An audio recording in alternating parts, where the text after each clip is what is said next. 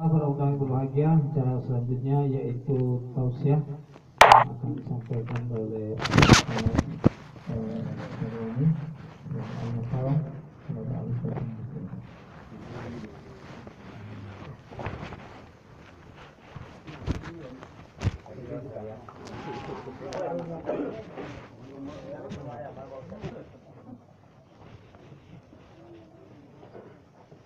Assalamualaikum warahmatullahi wabarakatuh.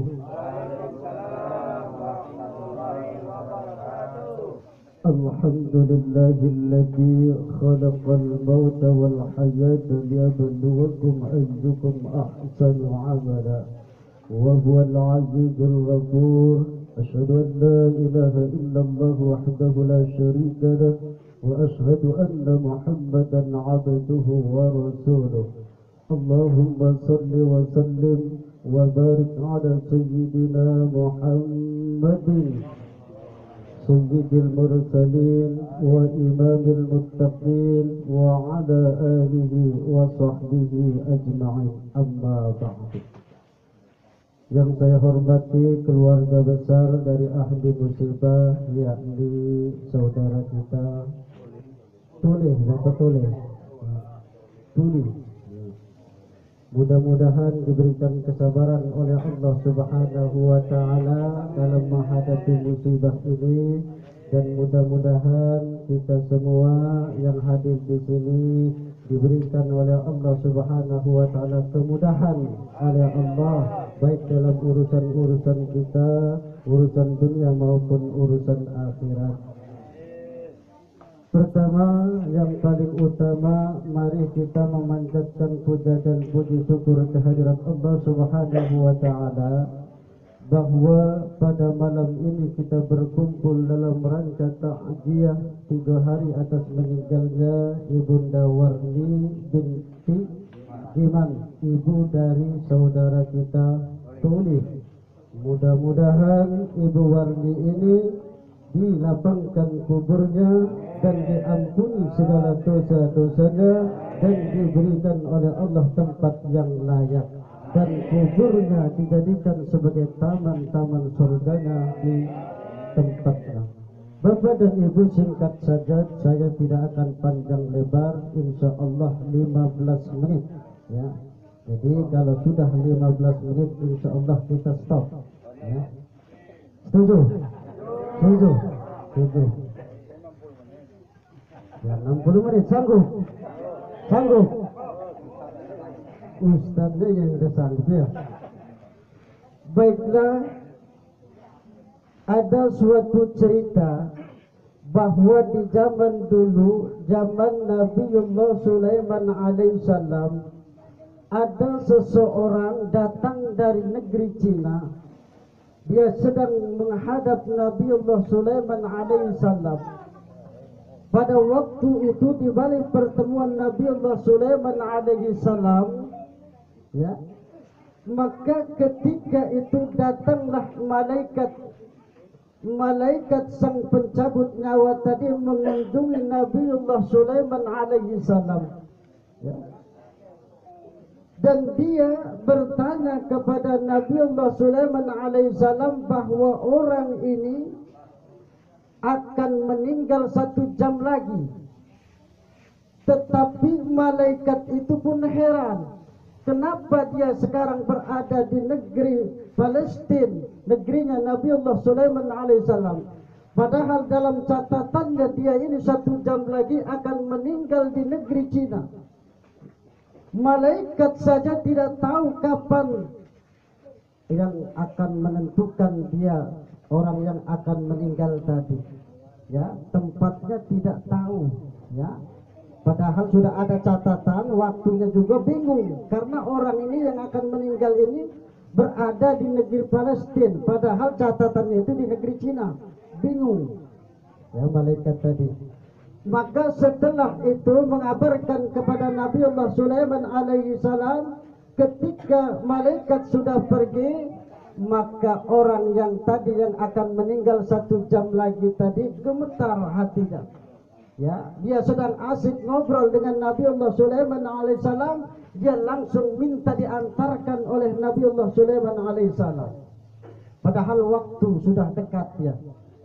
Malaikat tadi sudah menunggu, malaikat azab tadi.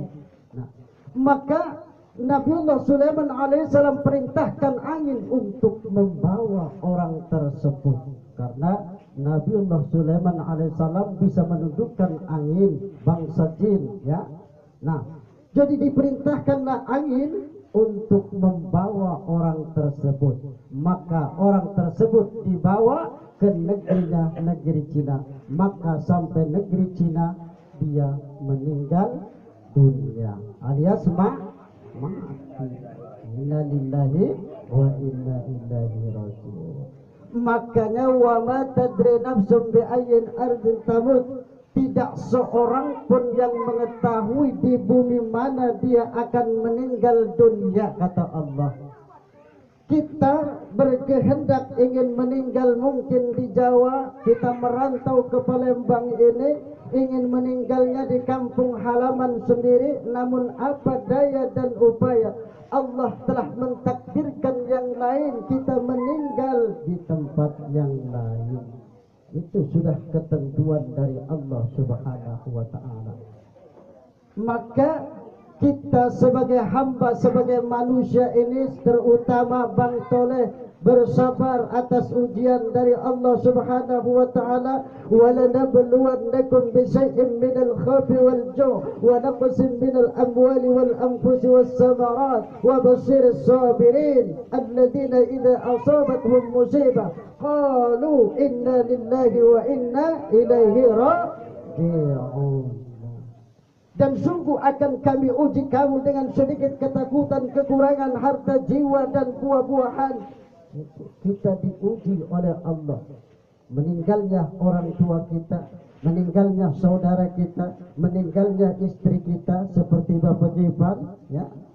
Kemarin sudah meninggal istrinya ya, itu. Belum dapat sekarang. Nah, kakek sabar Pak, kakek ya. Belum dapat. Oh, alhamdulillah, berarti ada kemajuan. Ya. Iya, ada kemajuan namanya. Itulah laki-laki sejati. Nah, itu. Jadi kita akan diuji oleh Allah Subhanahu wa ta'ala. Kita mempunyai ruh, itu akan kembali kepada Allah. Allah yang punya dan Allah yang akan mengambilnya. Makanya kata Luqmanul Hakim, manusia itu dibagi menjadi 3 bagian. Sepertiga untuk Allah, sepertiga untuk dirinya, dan sepertiga untuk ulat dan belatung. Sepertiga untuk Allah adalah ruh yang berada di dalam jiwa kita ini, yang berada di dalam tubuh kita ini. Kita hidup sekarang ini bisa berdiri, bisa bergerak, bisa duduk, dan bisa berjalan. Berarti kita ini masih ada ruh. Betul?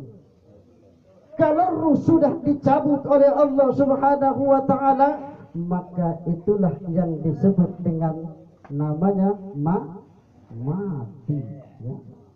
Motar itu. Yang namanya kalau sudah ruh dicabut ya. Maka ruh milik Allah dan akan kembali kepada Allah. Itu yang pertama. Lalu yang kedua, sepertiga untuk diri kita. Sepertiga untuk diri kita itu apa? Adalah amal perbuatan kita. Amal perbuatan yang kita lakukan di dunia ini, itulah yang akan ikut ya. Amal baik kita, amal soleh kita, itulah yang akan mengikuti kita. Makanya ada hadis, yatba'ul mayyitu salasun. Mayat itu diikuti oleh 3 hal. Yang pertama ahluhu wa maluhu, kemudian wa amaluhu. Yang pertama keluarganya, kemudian hartanya, kemudian amalnya. Yang 2 ini kembali, keluarganya, kemudian harta kekayaannya kembali. Yang ikut serta adalah amal perbuatan kita. Itu makanya malaikat Jibril berpesan kepada Muhammad di dalam hadis yang diriwayatkan oleh Imam At-Tabrani dari Sahal bin Sa'ad dari Nabi Muhammad dari malaikat Jibril alaihi salam, atani Jibril alaihi salam, ya Muhammad isma syi'ta fa innaka